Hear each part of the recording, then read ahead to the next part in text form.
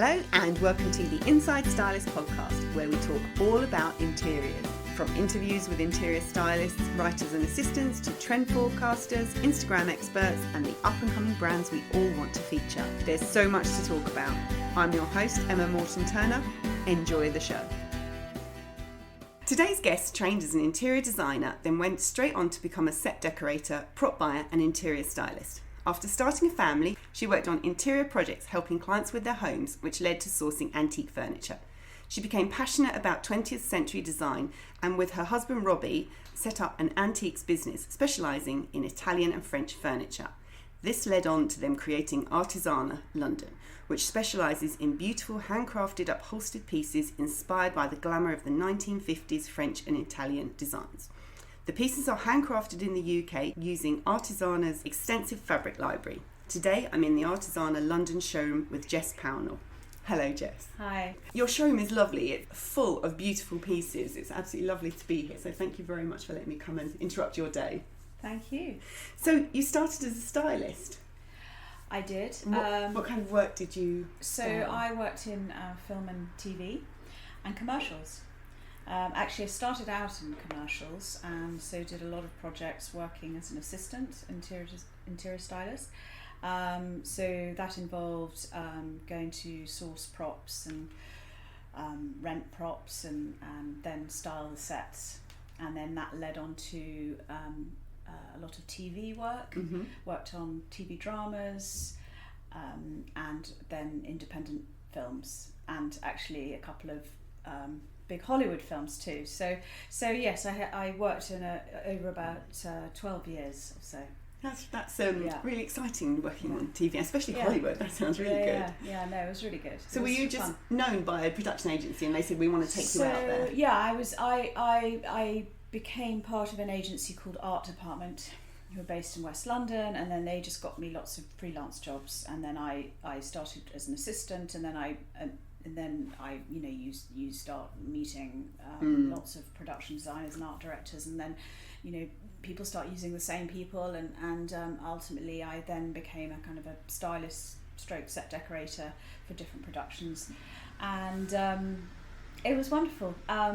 What I loved about it was just the kind of exploring all the kind of different periods of time. I might have been a period drama for BBC or something set in the future. I worked on a sci-fi film once at Pinewood Studios, and done all sorts or very gritty dramas set in kind of East End of London and council flats. So you really, it was what was wonderful is just it really kind of made you kind of explore your creativity. That kind of covers everything. It wasn't all about nice things and nice taste. It was actually, quite often the locations were absolutely horrendous, and it was all about, so that was great. And also working with, especially obviously in TV and film, it was working with a story as well. So getting into the script and the characters, and so that was great. That kind of makes me understand why when you go to a prop house now, there's quite a lot of kind of grungy sort of not very clean looking things and really old and broken. Absolutely. And actually you always see them piled up in the trolleys waiting to go out. Actually reminds me of Killing Eve was I was a bit late to the game with Killing Eve, but I absolutely loved it. And I was watching on Instagram, and someone was at the prop house and they had a trolley, and on the sticker it said Killing Eve 2, and everyone was like, yes! Wow, really? So it's like, gosh, Killing Eve was getting props from the same prop house I go to. It's quite exciting. No, but you can see how. Yeah, totally. No, it's great. And that's real life, isn't it? Absolutely. Yeah. A little bit too real sometimes. Absolutely. But it was a great few years. It is very project based. So the reason I left the industry is because obviously I had a family actually, and so it was just really hard because I couldn't. Were you travelling a lot? Well, I didn't travel lots of people at the time. There was lots of shooting out in places like Prague, and then if you get onto the huge productions, then you get to go travelling. But I didn't do that much actually. Most of my work was here. It was just when you're on a shoot, you're on there. a shoot, you're there That's till it. then, Yeah. and it doesn't, you can't say I've got to get home for bath time. So No. so yes, I remember it was difficult. Yeah. So I just thought I'd prefer just to have a clean break. So I took about 5 years off actually, and had 2 children. So I didn't work at all in that time. That's lovely to be able to really dedicate your time to your kids. I think sometimes you just, No, so I think that's what I did. I went freelance when my daughter went to school because it meant I was on Woman and Home when my first daughter was at school, but when my second one went to school, it was like, actually I want to be able to stop everything and go and watch the plays and things. So to be able to dedicate your time is fabulous. So after having your children, you moved into more interior design, which is what you trained. You said you trained at KLC. So I did. I kind of gradually went back, and I did kind of more sort of interior consulting really for sort of from by word of mouth, and How did that get started? Did you like help a friend and then someone said I need something? I've helped an interior design a friend of mine who's an interior designer, and I sort of worked on the sort of decoration side, and so I did sort of mood boards for her and things, and went and sourced fabrics. So that's I sort of got onto the sort of FFE side of things. And I did that in a sort of, in a kind of a relaxed way, I suppose. It wasn't a massive thing. And then I started, and then I just got employed by various sort of private clients to sort of help them with their rooms, and almost like a sort of create a look. So not dealing with builders at all. So you get the best bit then, so you get the creative design shopping, not dealing with any of the dirt. And then I had a little bit of an interim period where I was actually started being interested in upholstery, and I at the same time I got quite into vintage fabrics. So I started a company called Jess Vintage Designs, which was taking quite a lot of Victorian chairs and putting vintage fabric on them. So I did that for a little while, and that was fun. But then that weirdly morphed into antiques. Yeah. Was it just? I kind of when I was reading on your website, it's kind of how you've moved from one to the other. Was it like you were doing interiors and then you saw something and then you really loved what you found and then you wanted to kind of go further into it? I've always loved upholstery and chairs and sofas and I mean the sofa market's a little bit of a different market. I think I like chairs. Chairs is my thing, and but then I started.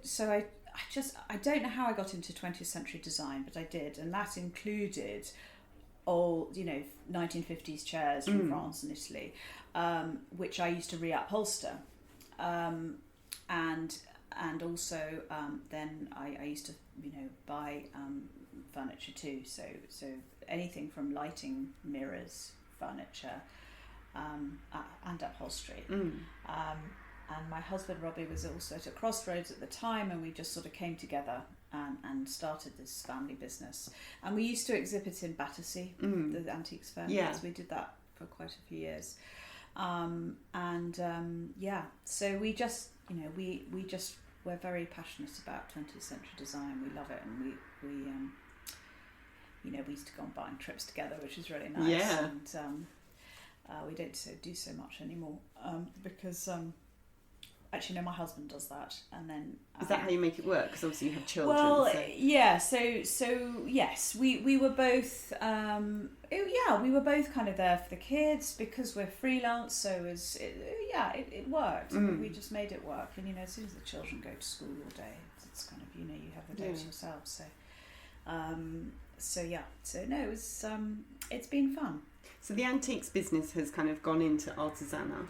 Yes, so what's happened is that we are, I'm now specialising more in decorative items, and I, having worked with all these beautiful kind of sculpted forms, the upholstery, I'm talking about the upholstery, and I just thought that I really wanted to bring out a made-to-order range because to kind of honour these lovely designs from the past, and and you know, I mean, I suppose old chairs are they're increasingly hard to find. Yeah.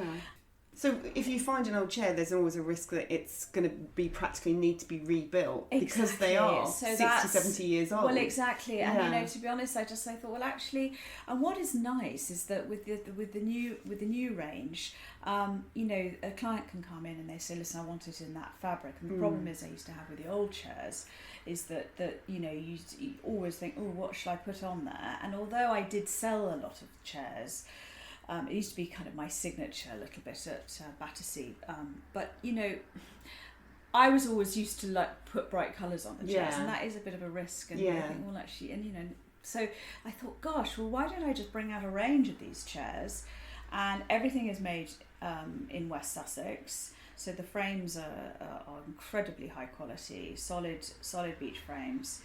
And then upholstered in a very traditional way with hand-sprung seats. I have 3 upholsterers who are all amazing, and it's just a sort of they're very, you know, they're as well made, if not better made than the old chairs, and a client can then, you know, choose what they want, and it can be bespoke a little bit, you know, if the measurements aren't quite right, or this, you know. Seat. You have control because everything can be tweaked a bit if need be. So, but I still so then, you know, so we've just sort of taken the old business and the new business and we've sort of morphed it into one business. So we don't do as much really big furniture anymore. We do more. We've kind of gone more into decorative, so mirrors, lighting, and sculptures and you sort their antiques. You source those. We source those still, Then, but you source the antique decorative items, and you designed the chairs. Is that yes, correct? I designed the chairs. So we design and get the chairs made. So I have a 16. I call them prototypes, designs which can then be made to order, which takes 6 to 8 weeks. Yeah. Do you want to describe, because anyone listening who might not have seen them yet, they can go to the show notes and find them, find all the links and see some images of them. But do you want to describe what they look like to some people who might not have seen them? They are.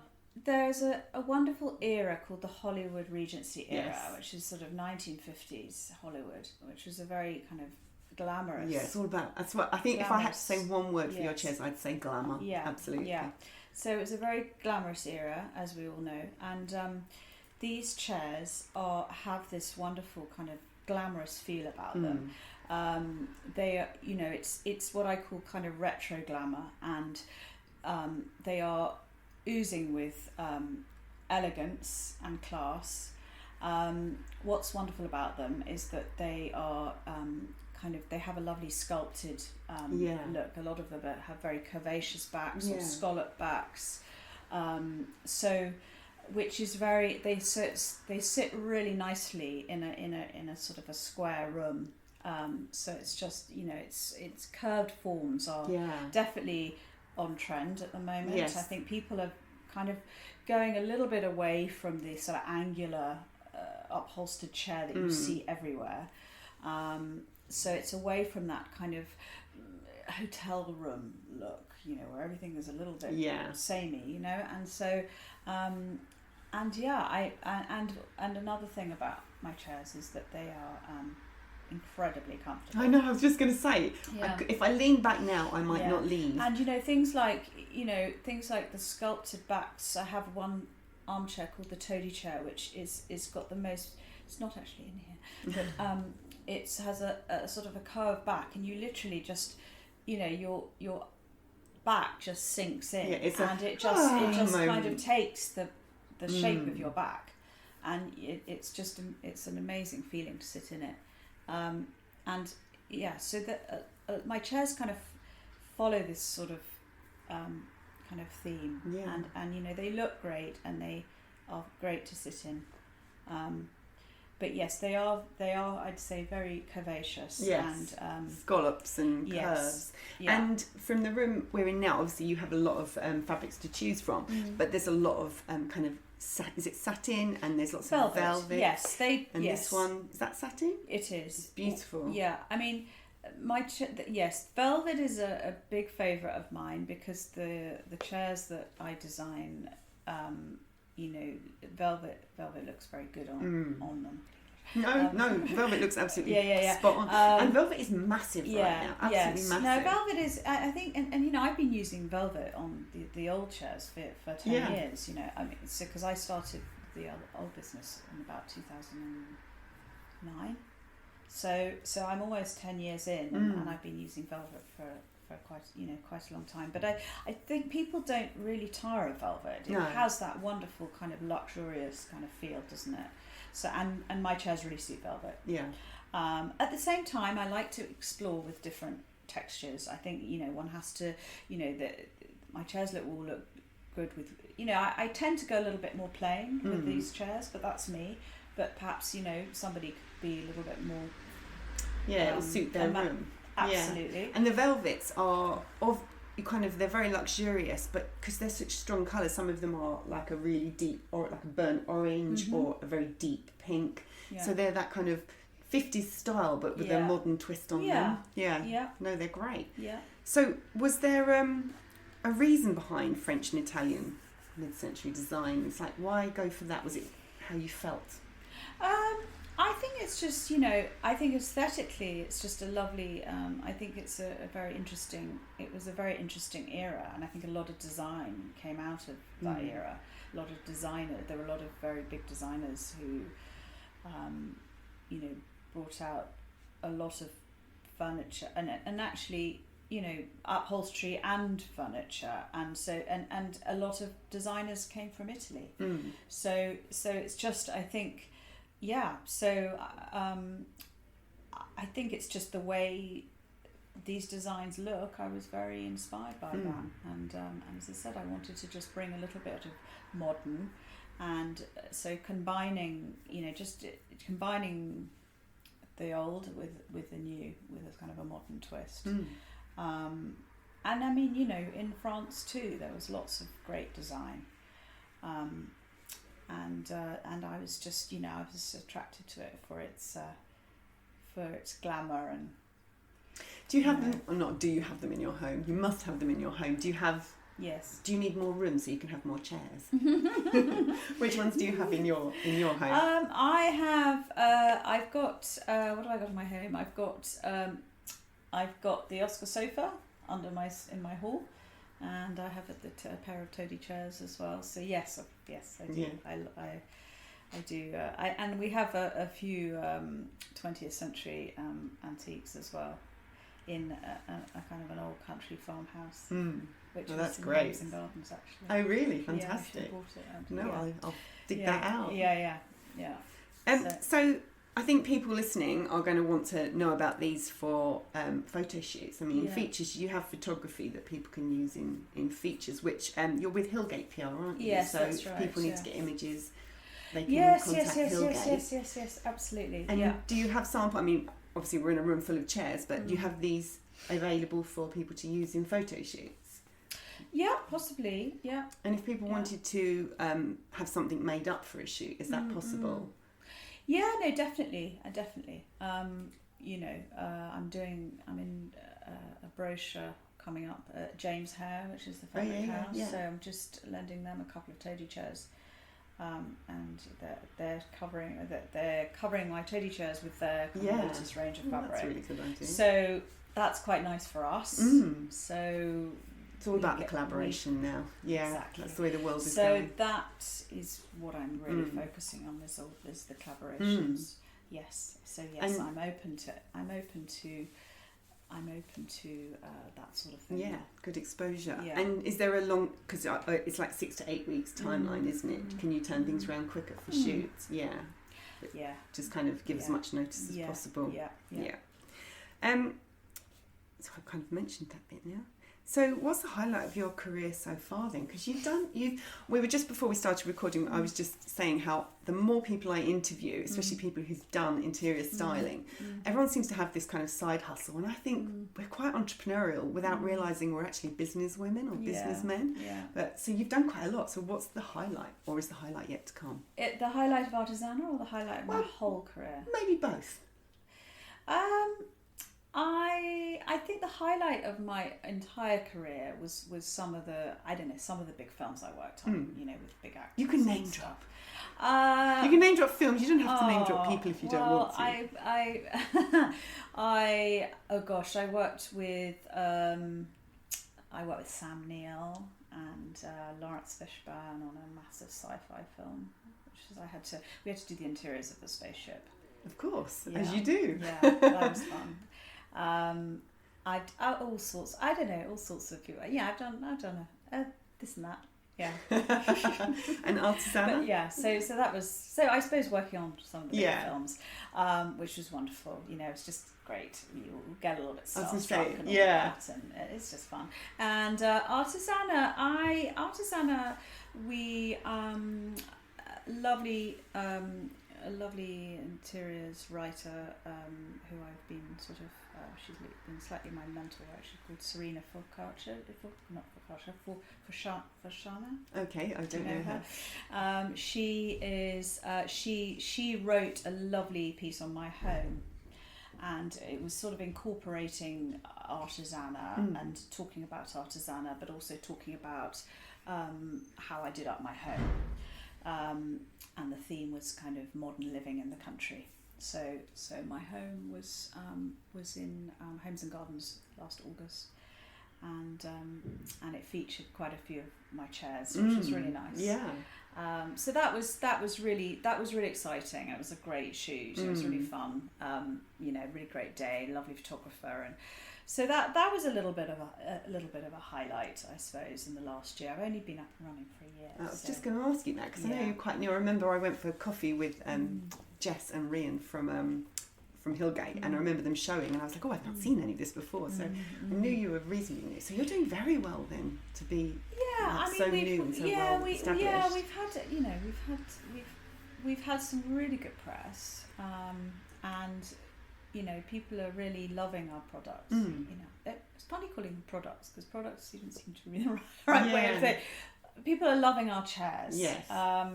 And just I think finding them refreshing. I think there's quite a lot of there's a little bit of that sort of thing out there, but I think so yes, we've had a lot of very good a really good response actually, and the editors have been really kind, and so I'm in we've got lots of press coming up. We've had lots of press. We've pretty much been in something every month. Wow, that's fantastic. Yeah. You chose a good agency. Yes, you did. They've been lovely actually. They've been also my highlight. Yeah. They've been really helpful, and no, it's been fun. It's been fun, but I'm slightly establishing where my area is, and it is high-end residential. But it's also boutique hotels too. That's when you said hotels earlier, I was kind thinking of they'd be perfect. My goal is to really get a foot in that door.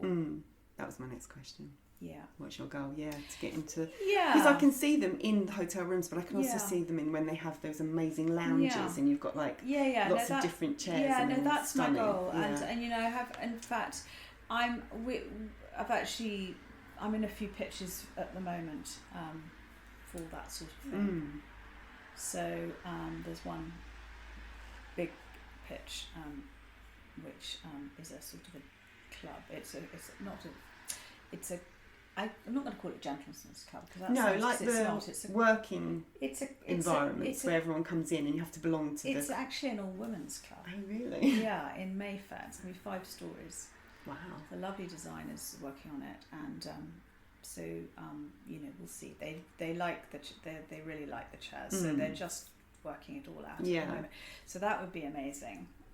Do you go and put them forward? Do you kind of present? Well, they've seen I have a lookbook, so I send that out, and so they're presenting that to the client. Actually, the client actually already loves the chairs. The client is actually the club themselves, but because a friend of mine is a member of this club, so so then now the designers have. So it's a small world. It's all who you know, isn't it? But that would be great. And that's that would be kind of lots of big orders. So yeah, I mean, I think that is my goal. I mean, of course, you know, I mean, I would sell to anybody, and we've got some lovely orders going, you know, happening at the moment. That's mostly residential, but you know, that would definitely be my goal, is to go a little bit more commercial. Yeah.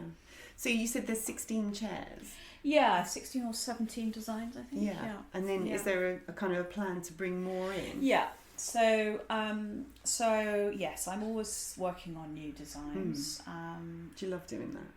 Yeah. I can imagine that being really good fun. Yeah, definitely. I'm just about to launch another wing chair, and also I love ottomans. I think ottomans are very, people love ottomans. I love all the different shapes, and you know, so I'm definitely going to bring out perhaps a couple of ottoman designs, and yeah.